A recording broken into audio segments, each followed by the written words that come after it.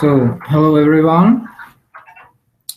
My name is Ondřej Macháček, and in this presentation, I would like to tell you about Ansible modules for oVirt.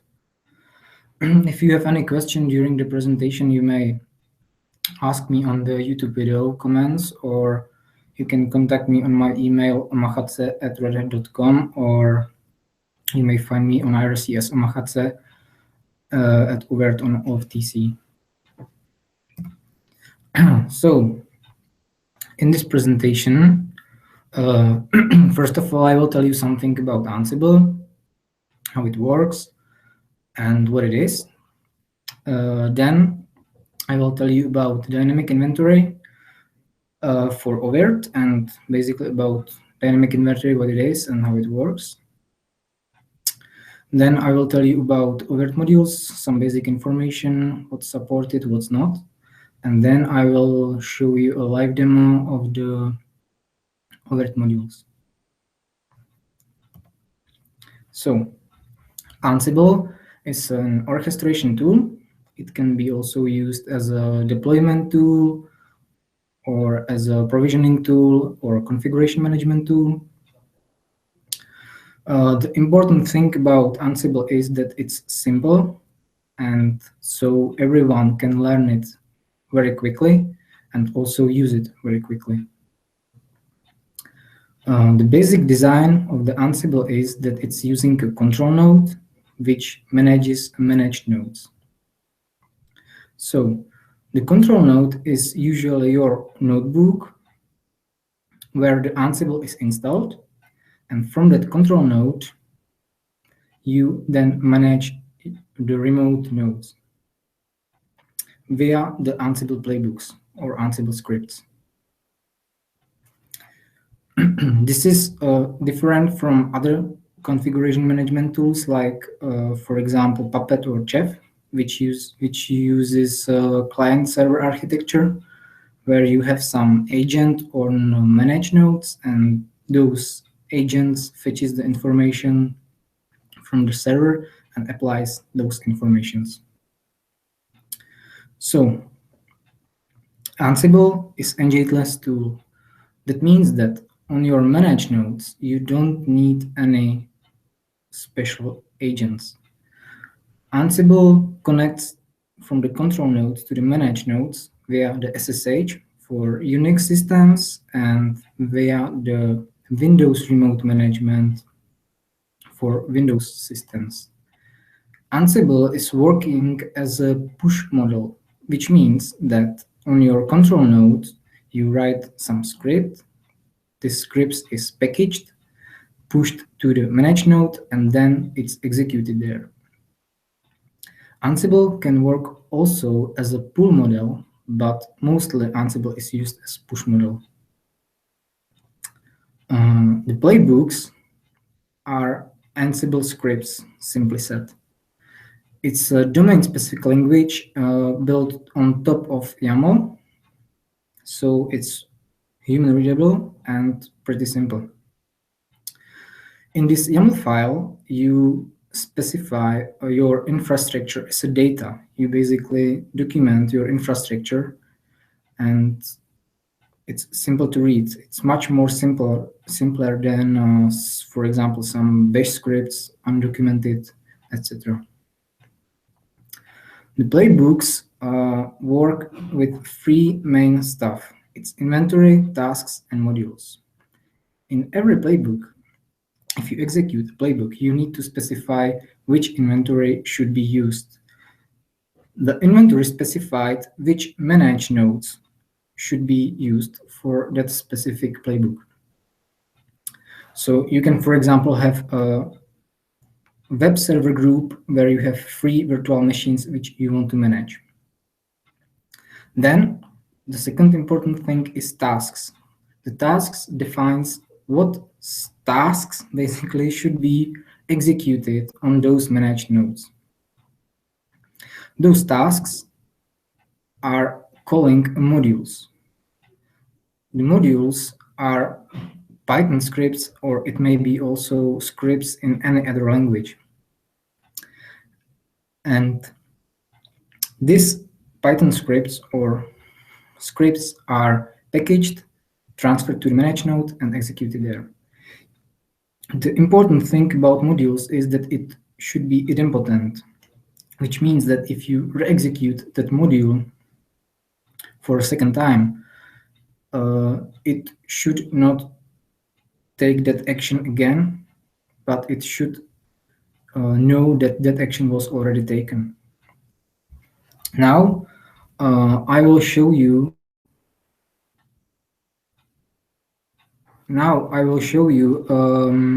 The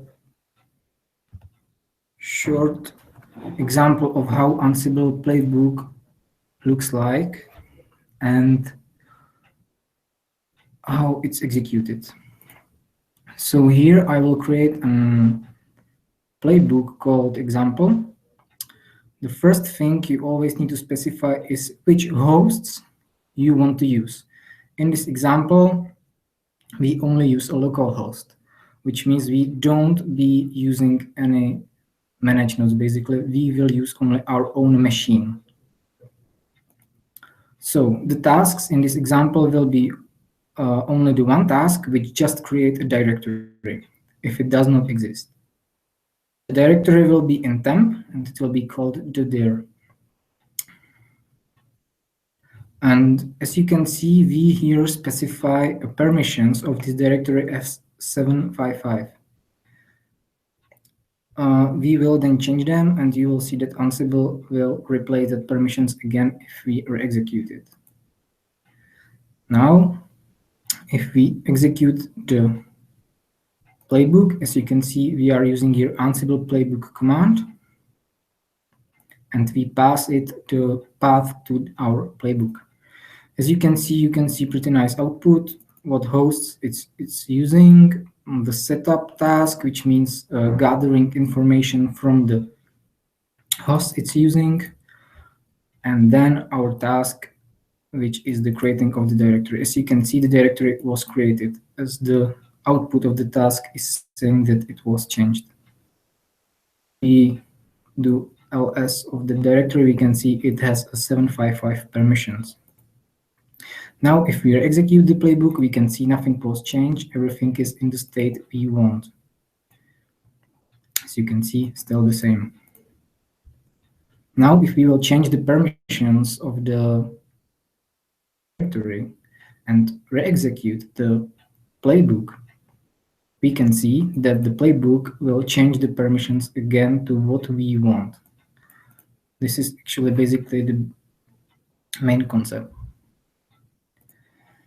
Now, we will tell, what Ansible can't be used for. You can't use Ansible for some minimal system installation. You always work with some system which already has SSH.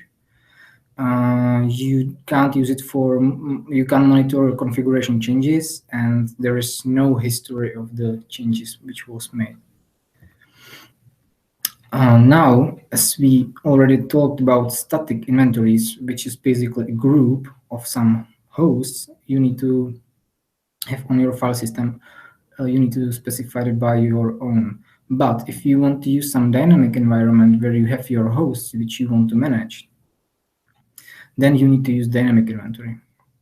The dynamic inventory is usually a Python script which fetches the information from that specific environment, like LDAP, Cobbler, or oVirt, OpenStack, etc.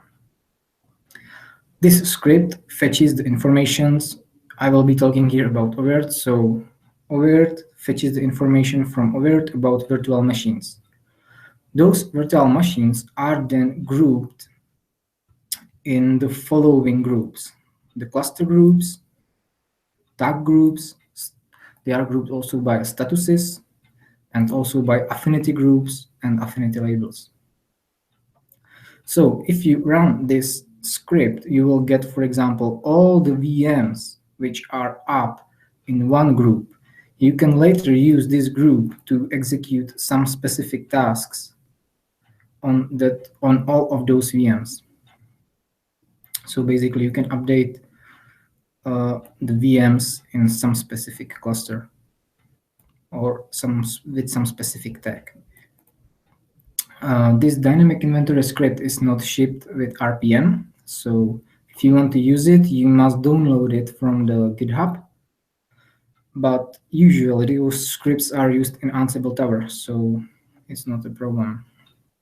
Now I will show you how this usage of the dynamic inventory script for the oVirt. First of all, you need to download that script from the GitHub. It must be executable because you will be executing it. Then you need to specify the credentials which should be used to connect to the oVirt in the oVirt in a file. And then you can execute it. You can see the output of the dynamic inventory script for oVirt is pretty simple. First of all, it displays all the VMs and all the information about that VM, affinity groups, labels, etc. In this environment, it's pretty simple environment. I have only two VMs, VM1, rel7, and VM2, rel7. Those two VMs are grouped in some groups, which you can see here at the bottom. It's cluster, my cluster. So those VMs are in a cluster, my cluster. And the dynamic inventory will create this specific group, which you can later use. Then there is a group status up, which, as you can see, both of those VMs are up, as you can see also here, status up and status up. So our dynamic inventory will create two groups, which are called as follows, as you can see here. So now we can create a playbook where we define the groups which fetches the dynamic inventory script. It's pretty same as the previous example. You just specify, instead of localhost, you specify here the group which the dynamic inventory script will get you. Now, in this example, we just update the PostgreSQL package with the yum module, and that's it. So now, when you're executing the Ansible playbook command, you just need to pass -e, -i, and oVirt.py path to your script and your playbook. As you can see in a few seconds, all of the VMs in the cluster, my cluster, will have updated PostgreSQL package. As you can see, it was updated. If we run that playbook, we can see that it's green as it's already up to date. So this is dynamic inventory script for oVirt. Now, about the oVirt modules. With oVirt modules, you can manage most of the oVirt infrastructure, like affinity groups, labels, etc. Most of the modules are listed here in the presentation, but you can find all the modules here on official Ansible documentation pages. Those modules works only with oVirt or ref version 4. It's because we are using Python SDK version 4. But we should support all the versions of the version 4, or the minor versions of the version 4. So we support 4.0, 4.1, etc. Those modules, some of those modules was introduced in Ansible 2.2, and then it was significantly improved in 2.3. We added basically majority of the modules. We shipped also facts modules, which are modules which gathers information from about your disks, clusters, etc. I will show you how to use the facts modules later in the live demo. We cover most of the API functionality, but not all. So it's probable that you find some gap which should be implemented. So feel free to open an issue on a GitHub. I will show you the URL for it at the end, and or you can send a pull request if you know Python and if you know how to work with Python SDK version 4. So now I will show you how to work with those modules. The prerequisite for this to be working is that in this live demo, I will be using my local machine. So I have to have installed Python SDK version 4 on my own local machine and also a Python. It should be working with Python 2.7 as Ansible is not yet working on Python 3, but it should in the future. And the second important thing is Ansible 2.3. Most of the stuff does not work with 2.2, so you should be using 2.3, which should be out in a month or so.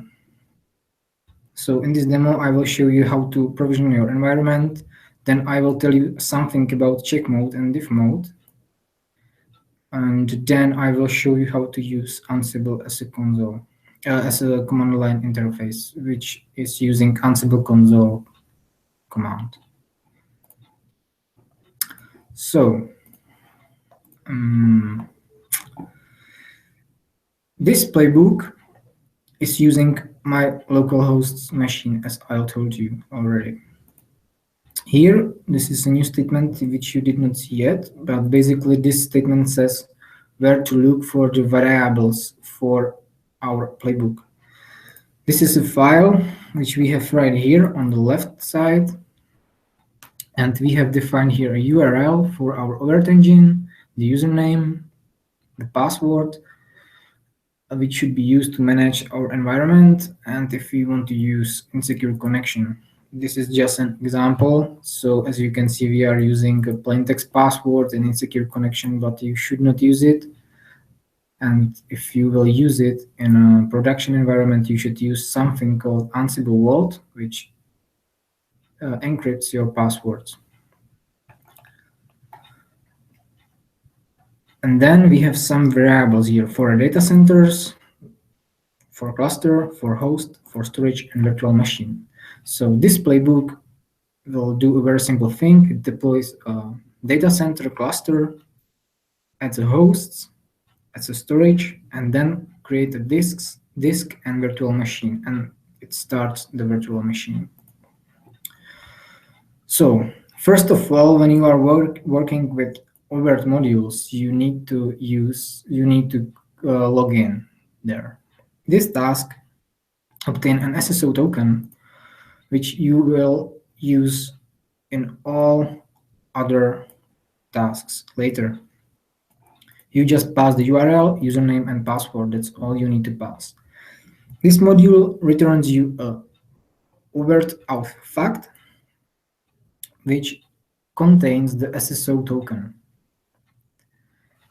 So you don't relog in every task, but you log in only once, and then at the end you need to log out and revoke the token. So as I said, this example first of all adds a data center.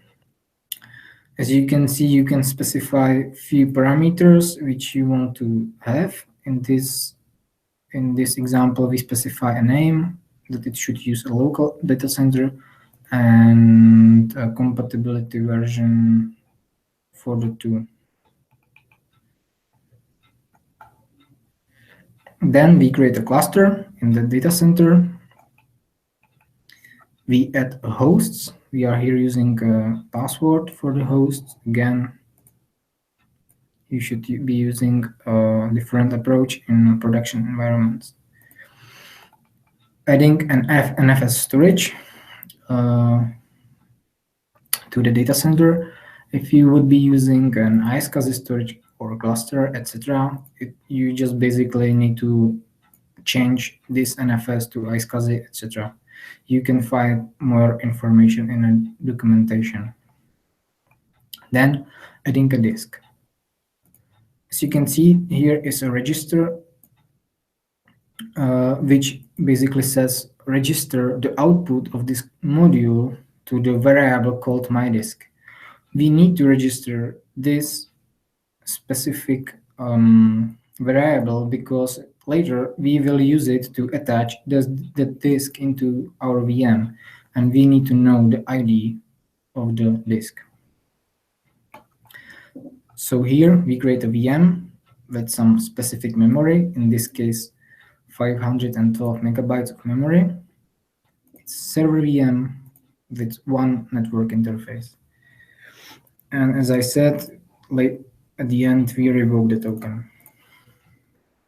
So now if I will run this playbook, you can see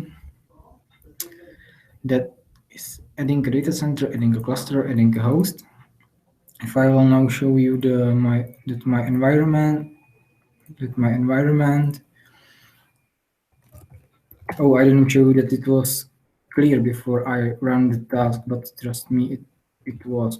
As you can see, it's now installing a host. No storage is here, no virtual machines and no disks, but the data center and cluster is already added, as we defined. 4.2 version at Intel Control family, etc. And it will take a while to be done. And meanwhile, I can show you the documentation of those modules. As you can see, you can find it on the official Ansible documentation, Ansible official pages, and you can find here all the modules. And if I will, for example, show you the oVirt VMs modules, you can see there is some short description of the module, that it manages virtual machines. Then you have a synopsis section, which describes that module in like 3 sentences. Then you have requirements. As I said, you need to use Python SDK version 4 or higher, and Python. Then another section is options. It lists all the parameters which you can use with that module. There is a lot of parameters, and they are described in the description, in the comment section. So if you do want to know more about specific parameters, you just should read that documentation. And if you think it's not complete or if it's missing something, just feel free to open an issue or feel free to fix it if you know what's wrong there. Then there are some basic information, like if it's required, what are the default values, and what values you can use for that specific parameter. If I will scroll down, you will see that there are some choices for the operating system, like RHEL 7, etc. Here, for example, the default state is present, and for the VM, the present state means always the running. So if you create a VM, as we, for example, did in our example, it will be a running VM. Another section in the documentation is example section, where are the most common cases described how to use, creating a VM from template, creating a stateless VM. Lots of parameters describe how to use it, using multiple interfaces for Cloud Init, using a sysprep, how to work with CDs, hot plugging memory, and etc.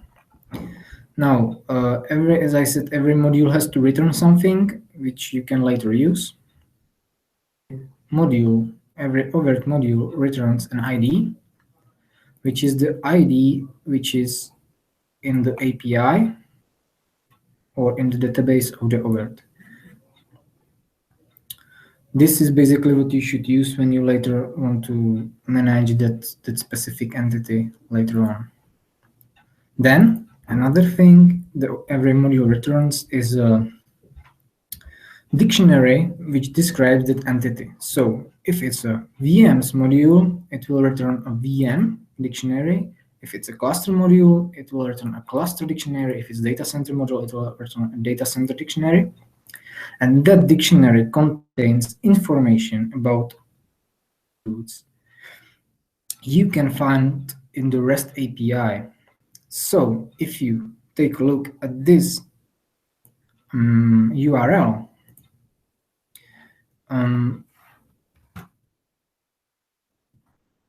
you can find all the attributes of the VM, and you can use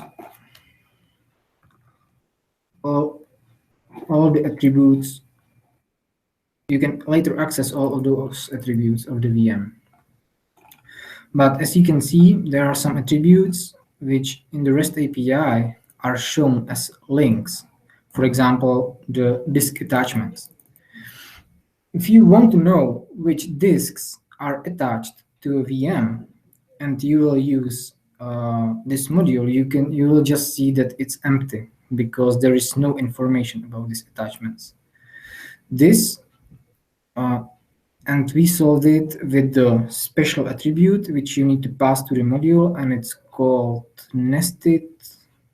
fetch nested. You need to set it to true, and if you set it to true, the modules will fetch also the information about the nested entities of specific entity. So you can later know what disks are attached to a VM or what applications are running on a VM. I will show you this example later on. So meanwhile, we have our environment up and running. As you can see, we have up and running VM with the disk. As you can see, there's one network interface. It's bootable disk with oVirt interface with an NFS storage. So now, if I rerun this playbook, you can see that first of all, everything was created, everything was changed. Then if I will rerun this Ansible playbook, you can see that nothing was changed because nothing needs a change. Now here comes pretty nice feature of oVirt modules. It's called check and diff. Check and diff means that if you want to check the environment and you don't want to apply the changes into your environment, those changes won't be applied. And the diff means that if there are some changes, show me what changes are there. So basically, I have here another playbook, which again connects to the oVirt, and at the end it removes the token, and in the middle there's one task which is calling oVirt VMs module, and it just upgrades the memory of our VM.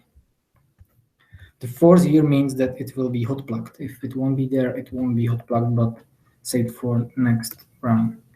Now, if I will run the Ansible playbook with check and diff, first of all, as you can see, we here are using 1 gig of memory, and the VM itself has just 512 megabytes of memory. So if you now run this playbook with the check and diff parameters, you can see that it will tell us that the VM before had that specific amount of memory, and after it will have that specific amount of memory, and the VM will be changed. But if you take a look at that system, the defined memory wasn't changed because we are using a check parameter which does not apply our needed changes. So here, as you can see, there is still 512 megabytes of memory. Now, if you remove those two parameters, it will be applied as it was said before. The VM will now have 1 gig of memory. As you can see, it was already updated here. So this is a nice feature. And another feature I want to show you is how to use it with Ansible console command. Ansible console command can replace, partially can replace our command line interface. It's installed with the Ansible package, RPM package, and it can be called as follows. You then need to specify, by default it connects to the local host, and we need to use here a connection local because I'm using first of all, I forgot that you need to use credentials again because the console does not know how to connect to the oVirt. So there is an alternative if you don't want to use the configuration in YAML. You can use also the environment variables. You can see them right here, just a username, password, and the URL. So we need to first create those variables, and then we can connect. We can use the Ansible console.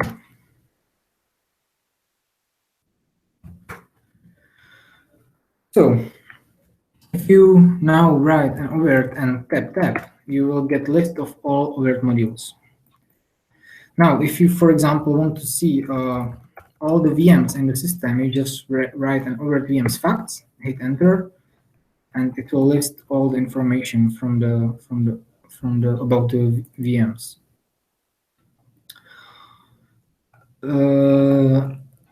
As I told, if you want to know, for example, what disks are attached to a specific VM, you can see that there's empty list, but our VM has actually a disk because we attached that disk to a VM. So this is actually lying. So if you want to know more, we need to use a fetch nested set to true.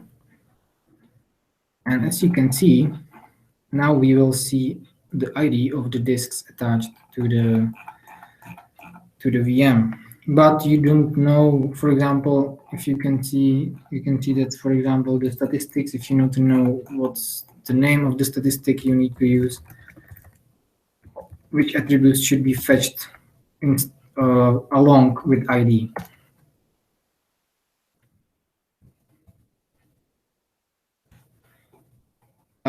Here you can see, or you can pass also description, etc. All the whatever you need.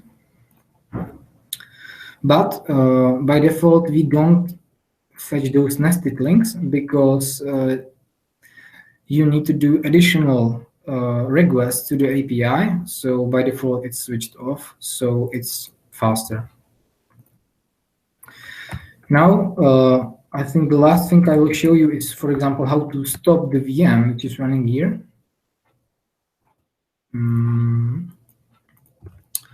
With the oVirt VMs. Now, if you write the oVirt VMs module and you hit tap, you will get the list of all the parameters you can use. Now we will use a state stopped because we want to stop that VM, and the name of the VM is my VM, and we need to use force true because there is no guest agent running, so we just forcibly shut it off because there is nothing running physically. And in a few seconds, we should see that it was stopped.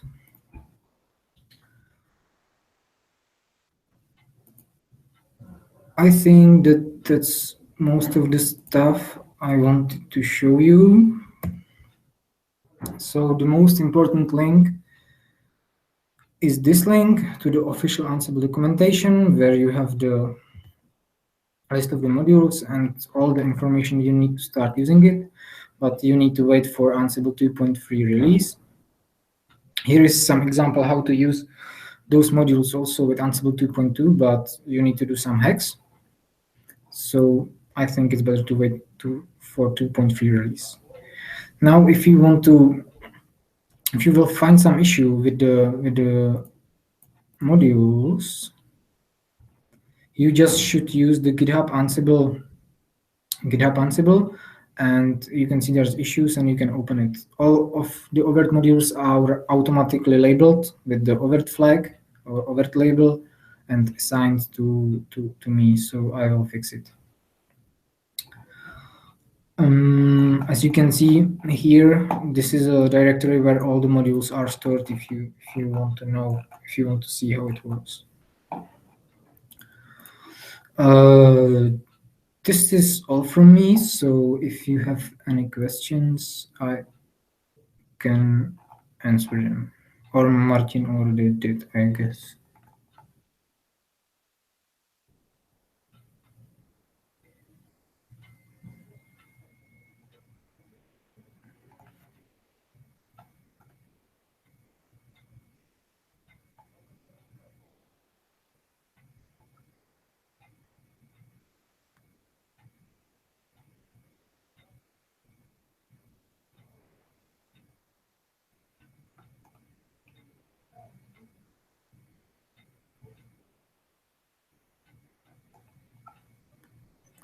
It can be a parallel, but that's basically whatever you specify in etc ansible /ansible.cfg, and you can specify all various a lot of stuff there. So it's good to check that file. It's very well documented, so you know what you can change. If you have playbooks to use an engine setup, yes, there is. So if you check out the Ansible Galaxy, there is a set of playbooks to run. For example, the oVirt log collector, engine setup, maybe engine the engine cleanup, etc. So yes, it's there. The create clusters and a group of hypervisors, I think I showed it here. So this is part of those modules. But engine setup and using of the oVirt environment is different. So for that, you need to use some special playbooks like using a YAM, etc. And for the rest, you need to use our modules. So it was already answered.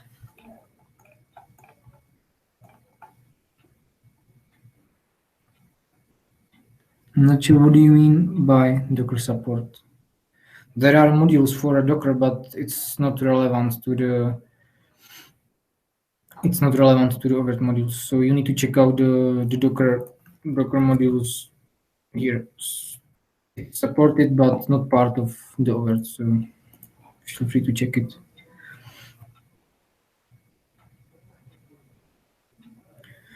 Okay. I think it's all. So thank you for watching and bye.